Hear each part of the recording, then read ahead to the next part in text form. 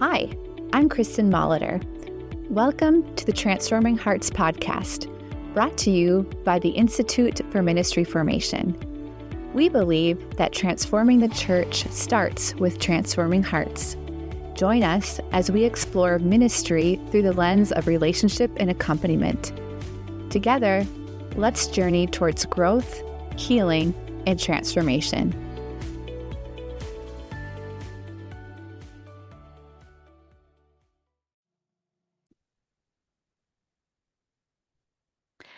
Hello and welcome to the Transforming Hearts podcast. This is Kristen with the Institute for Ministry Formation.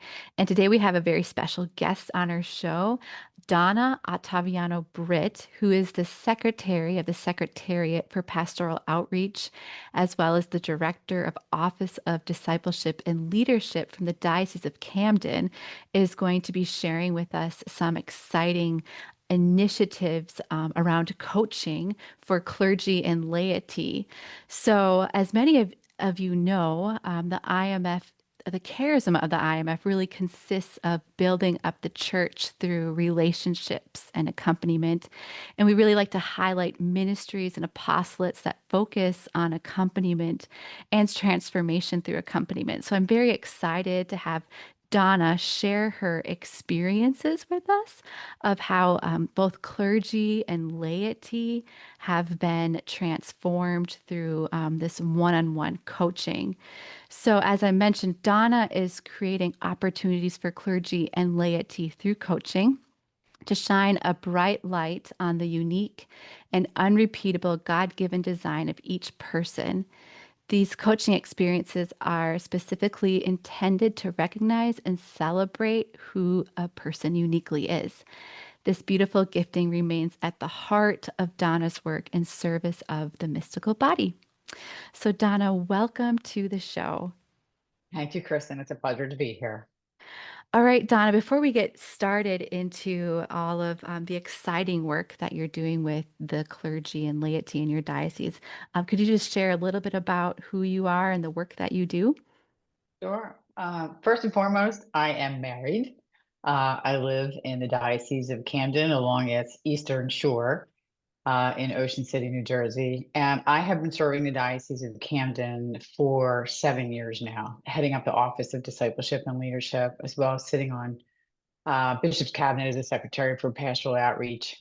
And prior to that, I actually spent a number of years working for a global company. Mm, So had ample opportunity to build skills, hold multiple jobs, had many experiences that included both um, wins and challenges to learn from. So as I transitioned after that long business career into the church, all of those experiences and skills have served me well in terms of this office. So it's been a pleasure. I wasn't quite sure, Jesus knew what he was doing by inviting me to come and serve his church in this capacity, but it has really been lovely, rewarding, stretched kind of an experience is to mm, serve the kingdom in this way.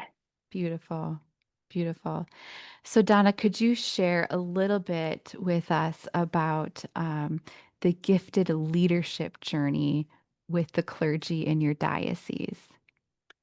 Yeah, we started that in 2019. So back in 2019, Bishop Donna Sullivan, who's now emeritus bishop, I was hired actually to lead a team to create this experience that would unleash missionary discipleship across the Diocese of Camden. And it was really as a result of that 3.5 day experience where we had 5 keynote speakers, 45 workshop leaders. Every pastor had to bring 10 lay leaders with them. We did 2 workshops, leadership workshops for the clergy that I really wanted to have that would be just for them so that they could lead the efforts of missionary discipleship and understand all that would be involved in that. And so those workshops were quite well received. So the focus of my work was to support those teams as we came out of the convocation, but also to create some leadership development opportunities for the priests of our diocese. And so what I did is I spent several months roving around our diocese, meeting with the priests, to really talk to them and understand what needs they had, what did they want to be able to do, what were their challenges, what were their obstacles, etc. And really, as a result of that, I really thought we're just going to custom build for our priests. There are many, many good organizations and apostolates out there that do leadership for clergy. But based on their feedback to me, I thought, let's start with inside out leadership versus outside in. So Mm, let's focus on the man that Jesus has called to himself as mm, priest. hmm. And let's look at how unique he is. And so let's look at what their gifts and strengths and core motivations are. Let's look at their stories. So the coaching really moved through a narrative of stories. Each priest began with their executive coach telling stories of fulfillment. And after that, you coach through their Clifton Strength Finders. And after that, doing core motivation assessment and really having an opportunity to be affirmed and Mm, to be celebrated by their coach. We did not want to start in a place with the priest that was around, well, Father, you don't do this very well. And yeah. Father, you have this gap. No, we didn't want that. Because really, if you look at it, who really accompanies our priests? And so, could they have their own accompanier, if you will? Yeah. Someone to walk with them, someone that is their person, someone that is genuinely interested in and actually listens to them. They do so much listening I know. Yeah. to the laity in their parishes or wherever it is that they're called to minister. That this would give them an opportunity, and really the primary desired outcome of this gifted leadership journey in its early stages was, could a priest answer the question, why did Jesus need me to be his priest? Mm, And that was really what we were hopeful that the executive coaches that worked with our clergy, that at the end of the experience, they would recognize how uniquely they were designed and why Jesus needs them as part. Though they answered the call to the priesthood, each of them is needed for their own unique design. mm. I absolutely love that, Donna. It's so beautiful.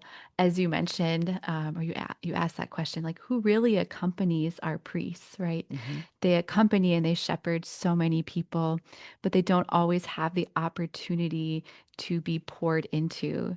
And so to have somebody who can accompany them, call forth their unique gifts, affirm them, celebrate them, just like call forth the best of who they are.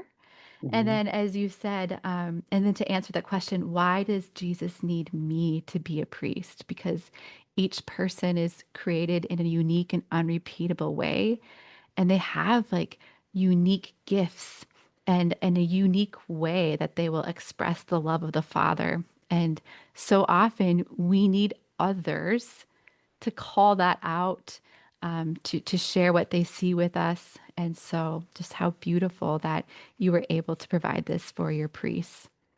Yes. And so we did small cohorts of priests for about 3 years. We would have small cohorts go through and be coached.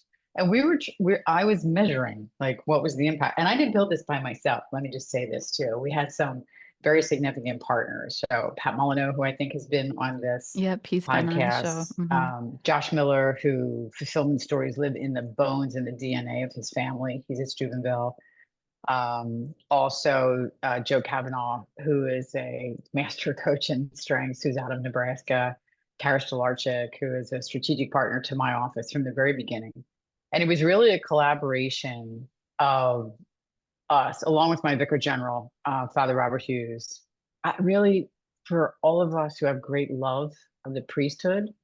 So we wanted to design something that was for them and that was about them. Mm, So that was really the intention. And that's where we started. We thought, okay, we can do other types of leadership development, try and think about what skills might a priest need, and could we individualize it, customize it. But we wanted to celebrate the priest first. We wanted them affirmed. And as you said, pour into, could this be an experience for priests that would fill their cup? mm. So, what kind of transformation have you seen as a result of this style of coaching? So, what I will share with you is I had the great privilege, gift, grace, blessing of being with our priests at the very beginning of their journey, launching it to them. And the first time we did it was literally a pilot. I think many of them sat at that meeting with me with their arms folded across their chest, like, why am I here? I have enough to do. Hmm. Why am I part of the pilot? Um, but what I would share with you is so launch, and then we would do a midpoint check-in. So all of the priests in the cohort, we would gather halfway through their journey of their executive accompaniment, coaching accompaniment, to talk about their experiences. It was really wonderful and a privilege for me is to have them share, and to share with each other. They weren't just sharing with me, they were sharing with each other. So a group of priests who, I'm the girl facilitating the conversation and asking the questions, but really beautiful conversations that they don't really get a chance to have.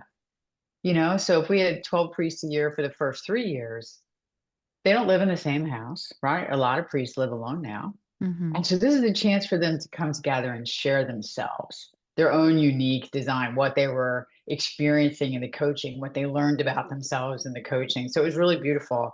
And then I would bring them together again at the end. And we were measuring, we did surveys, but really it's their verbatims that tell the story. And some of the highlights I would share with you, one priest in particular, is that he realized there actually wasn't anything wrong with him, Mm, right? He used to think that certain ways that he was probably a deficit to him. And by going through the coaching, it was affirmed that no, it wasn't.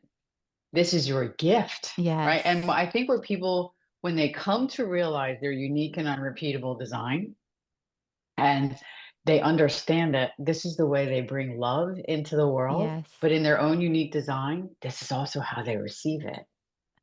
So it was really wonderful to have some of the priests share the experience of understanding, even God made me this way. I've been this way since I was a boy, right? Yes. Since I was Yeah. young.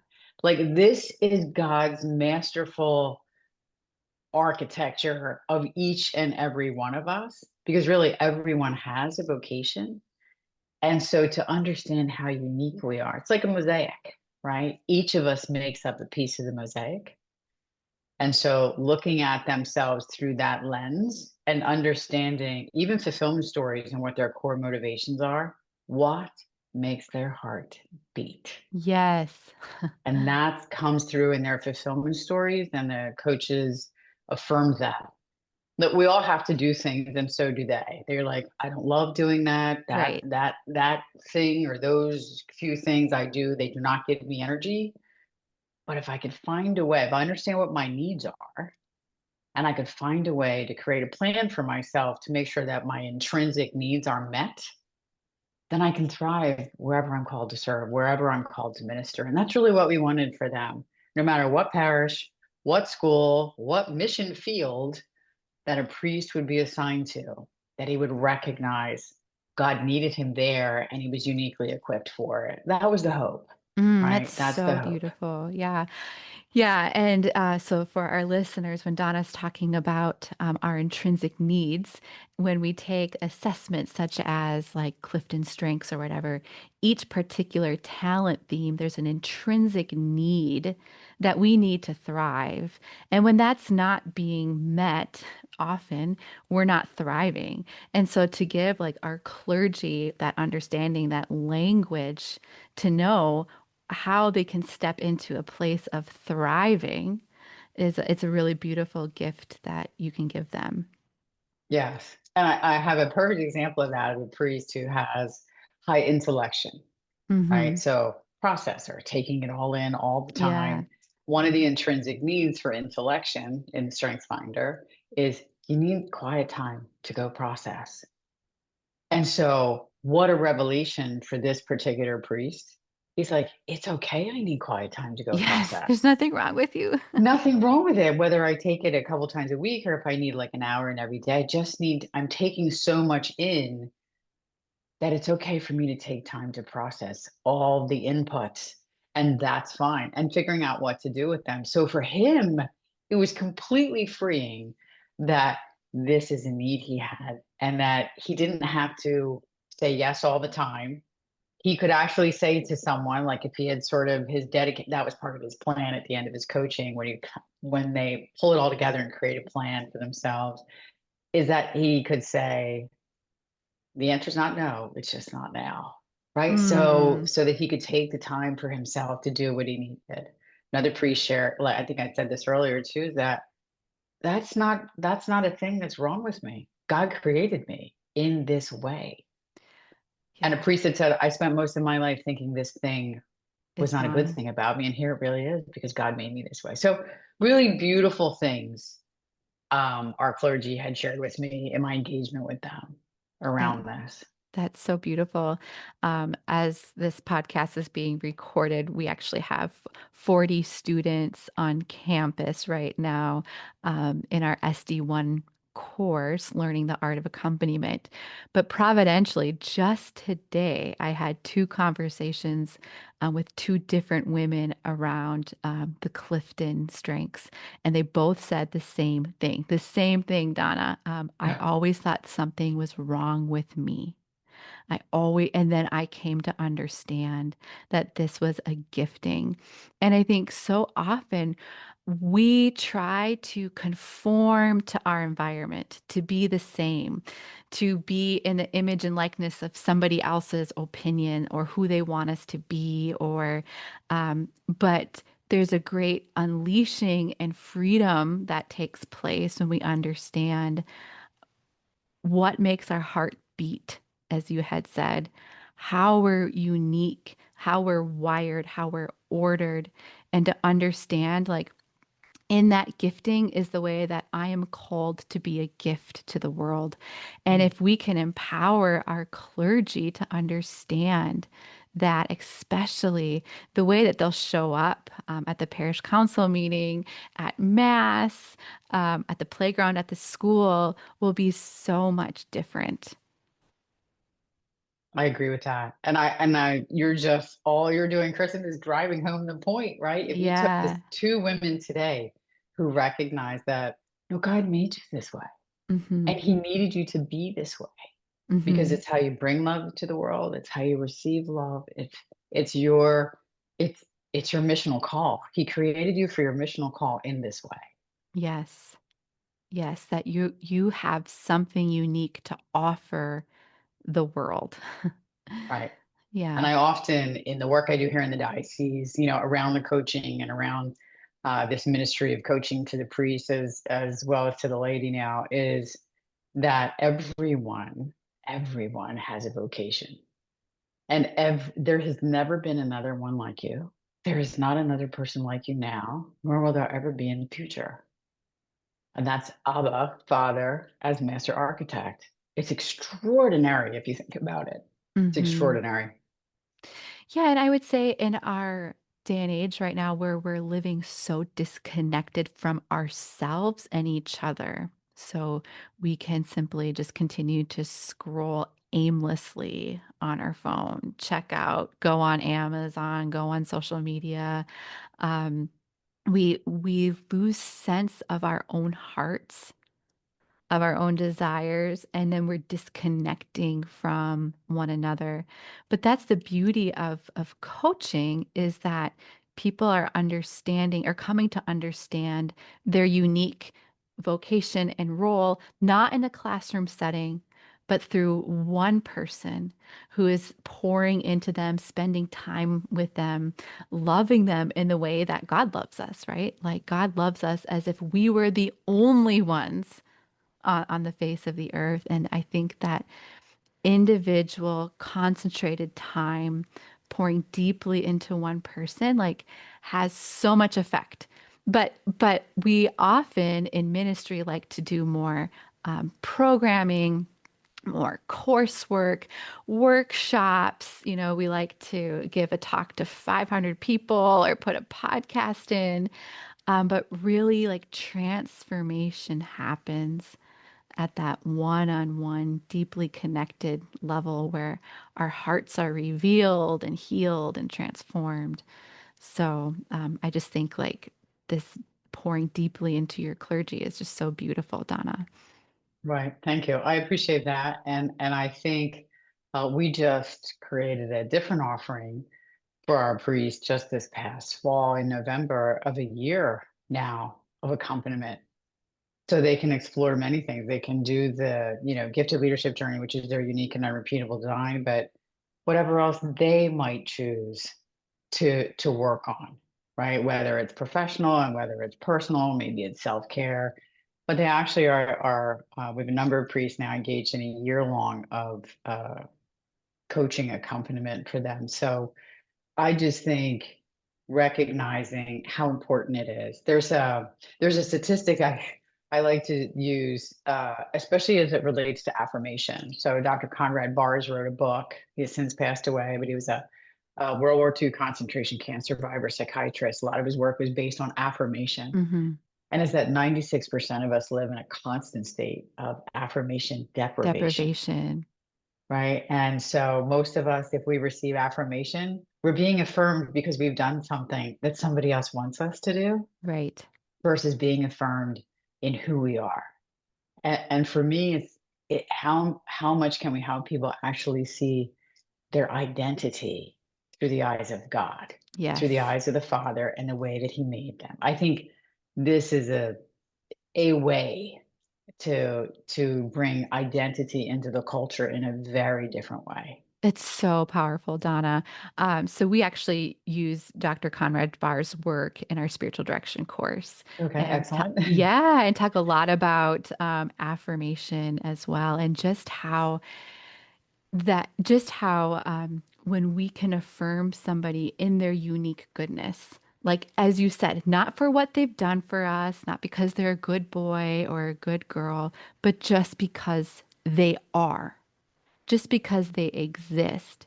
And when we can show that delight that we have in them, show the goodness of who they are, their identity really shores up, becomes firm. And so this idea, or it's a truth, but it can sometimes live in idea land that our identity as sons and daughters of the Father, right? Who we are made in the image and likeness of God. Um, it can sometimes live in an idea land until somebody becomes the face of the Father for us and affirms us and our unique identity and our unique gifting and calling. And that can really set us free, break us out of maybe patterns of unworthiness or people pleasing or I'm not good enough or but really the eyes of another, the love of another in that affirmation is so healing and so powerful. That's beautiful. I'm so glad, right? That Conrad Barr's work actually gets this kind of play, right, at the Hmm. IMF, because Hmm. I think it's so critical. His book, Born Only Once, is a magnificent piece of work. It's not a long book, but it just shows you the power of affirming people in their beings, In their not being. in their doings. I was listening to some podcast not that long ago. Dr. Jerry Crete was Oh, on okay. there, and I listened to him. He used a line, and he said, "We are human beings, and we aren't human doings." Right. Right? Like we are human beings. It's just yes, and uniquely made by the Father, and for very specific purposes. And He loved us into being, and we all have a missional call. So, how do we help people? At this time in the 21st century in the church, and we know all the challenges that she has, I just believe in my heart, head, and gut that this is a gift that the church can give to her people at this time, is to Yes. help them see their identity through the eyes of the eyes of the Father. Right. To move from a posture or a pattern of striving into a posture of greater freedom and thriving, where we're not working so hard to prove ourselves and to overcompensate and to Mhm. hustle and to be busy, but to be confident in our worth. And, it's the gift that keeps on giving because once we grow stronger in our identity and missional call, then that's something we can call forth in those who've been entrusted to our care. Pope Francis often says, we learn to accompany by being accompanied, right? And so the same thing with affirmation. We can really affirm because we've been affirmed. Yes, absolutely.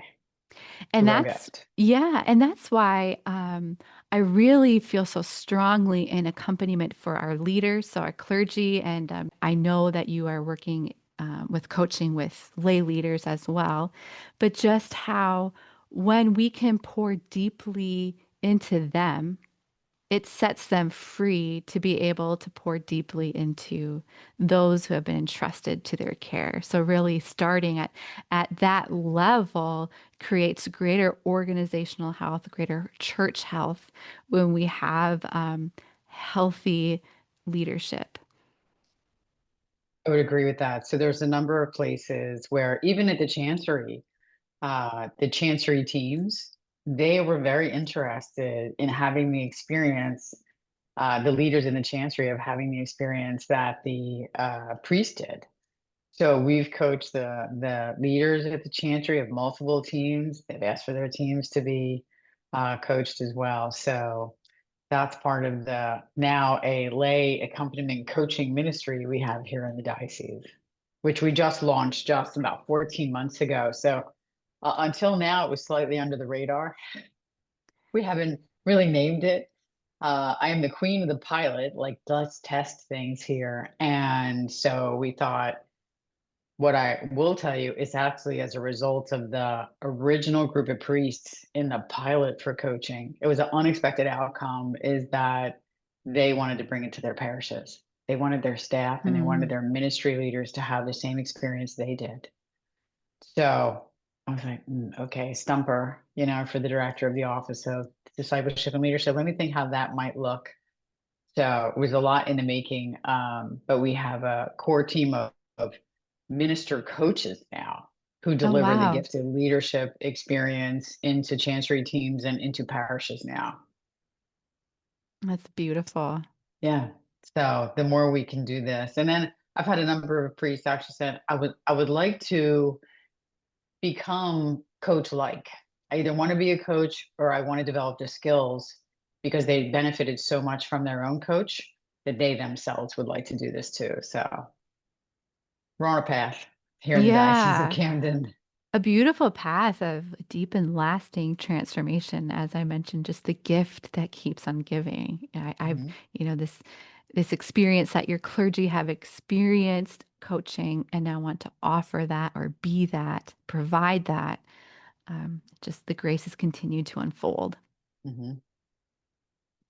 So, well, Donna, we just have a minute or two left of the podcast. And so I will put a link to the website, which contains your contact information if our listeners want to learn more about your gifted leadership journey with the clergy, or as well as some of the lay leadership coaching that you're also doing. But is there anything you wanted to share before we part ways today?